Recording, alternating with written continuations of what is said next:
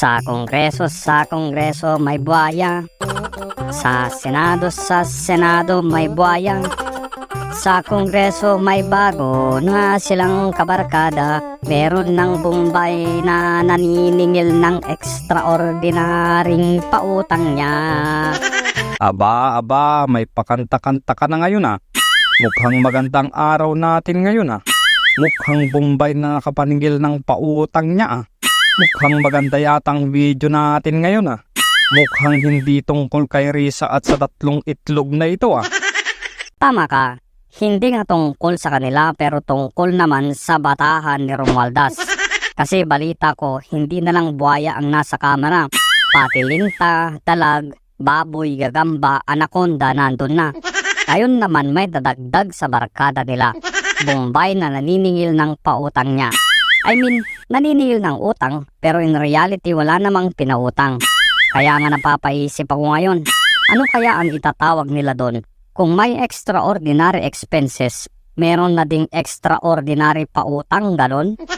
Teka lang, sino bang sinasabi mong Bombay? Hindi ako makarelate. Nakarami ka na ng sinasabi, hindi ko pa rin bagets. Si Dalipe. Yung congressman na House Majority Leader? Oo, kaya nga pareho sila ng tabas ng mukha ng amo niya. Pati katawan nga. Yung botones ng mga damit nagsisigawan na. Isang hingang maliit lang magsisitalsikan na. Teka lang, bakit nga Bombay si Dalipe? Eto ba naman ang sabi niya? Instrumental. Pasok! Marami sa amin ngayon sa 19th Congress na nilbihan din noong 18th Congress. Noong Pangulo pa si President Duterte at alam niya ang ginawa namin. Sinuportahan namin siya lahat todo-todo sa lahat ng kanyang kailangan niya sa legislative agenda niya. At noong panahon ng COVID, sinuportahan siya ng Kongreso at nagtataka kami. Bakit ngayon, iba na ang tingin niya sa mga kongresista? Even before nung panahon ng COVID, kung anong sabihin ng Pangulo natin, we heeded his call. Hindi namin siya iniwan. Tiniyak namin na may sapat na budget ang Duterte administration noon. Noong panahon ng COVID para meron siyang pondo para mamigay ng ayuda. Yung mga kailangan sa kalusugan noong panahon ng COVID, lahat sinuportahan namin siya. Kaya nga medyo nalulungkot nga kami bakit ganito na yung statement niya ngayon. So, paano naging Bombay na naniningil ng pautang niya? I mean, ng utang na hindi naman pinautang. Tignan mo, parang sinabi niya noong presidente daw si Tatay Digong, ginawa nilang lahat ang pabor para sa kanya. Tiniyak daw na may sapat na budget para sa kanya, na nagpahinukod daw sila sa kanya. Parang si President Duterte pa ang may utang ngayon sa kanila. Kayong trabaho naman talaga nila ang tulungan ng Pangulo sa kanyang mga advokasya sa pag-unlad ng bansa. Ibig sabihin, ginawan lang nila ng pabor ang Pangulo at ginawa nila ang kanilang trabaho na hindi para sa mga Pilipino. Ganun ba? Ang bait mo naman sa pagsasabing parang Bombay yan. May alam akong mas bagay na pang-describe dyan. Bombay na linta. Kung makapaningil parang may pinautang at the same time lintang nagpapasipsip lang pala sa mga nakatataas sa kanya. Ewan ko lang pero sa pagsasalita niya ng ganyan, baka lang naman mas masahol pa sa vampira kung sumipsip ngayon sa amo niyang kalahi niya. Tambalos-los kayong lahat dyan sa kamera. Isama mo na din ang mga senador na hindi kailangan ng resibo sa liquidation nila. Oh, kalma ang puso. Ikaw, anong masasabi mo sa sinabi ko? Hindi na ako ang babanat dyan. Kuya Kukulukoy, pasok! Paulit-ulit ang kongresista sa pag-mention ng ginawa nila para kay Duterte noong COVID-19. So, Congressman Dalipe, napakaganda po ng COVID response ng Pilipinas. Ang sambayan ng Pilipino po ay tuwang-tuwa at nagbubunyi at nagbibigay ng mataas na marka sa response ng gobyerno natin sa pandemic na yon. Ayon po sa World Bank, ang Philippine Government Pandemic Response o COVID Response ay sinalba ang 1.8 million na Pilipino sa kahirapan. Ayon din sa World Health Organization representative to the Philippines. The Philippines daw has done a good job. Ang mga desisyon daw ng gobyerno noon ay talagang inalagaan ang mga Pilipino at very humanitarian.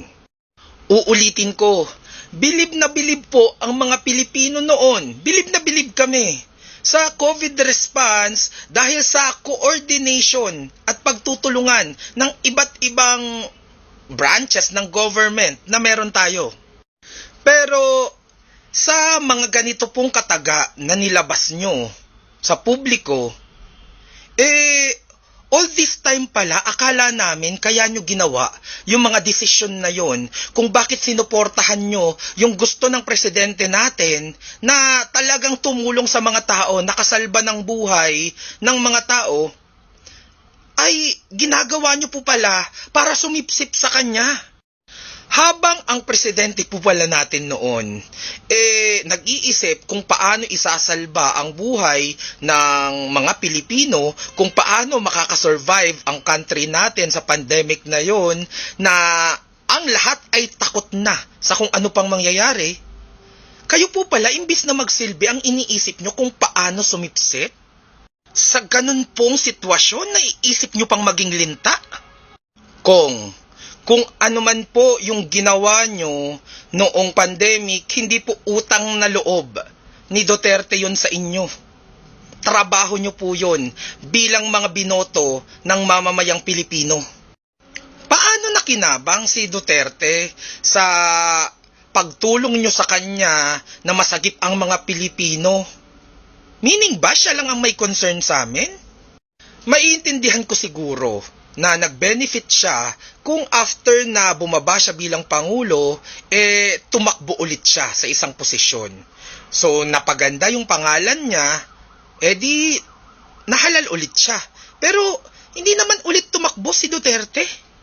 So, sinasabi mo po ba, Kong, na ang lahat ng mga magagandang nangyari sa kapuri-puri na COVID response ng gobyerno natin noon sa ilang taong pandemic ay dapat kay Duterte kami magpasalamat at sa executive department lang?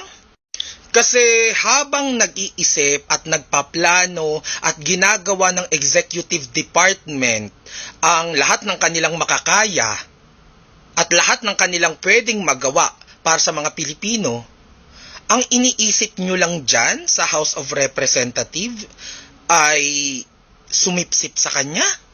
Ang iniisip nyo pala, lahat ng desisyon na ginagawa nyo during those times na kritikal sa buhay ng mga Pilipino ay para magkaroon ng utang na loob si Duterte sa inyo at hindi para gawin ang trabaho nyo at pagsiservisyo nyo sa tao?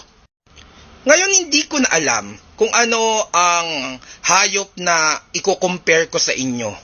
Kasi habang ang iba ay tinatawag kayong buwaya, sa pinapakita nyong puro isip nyo ay sumipsip. Para naman kayong mga linta.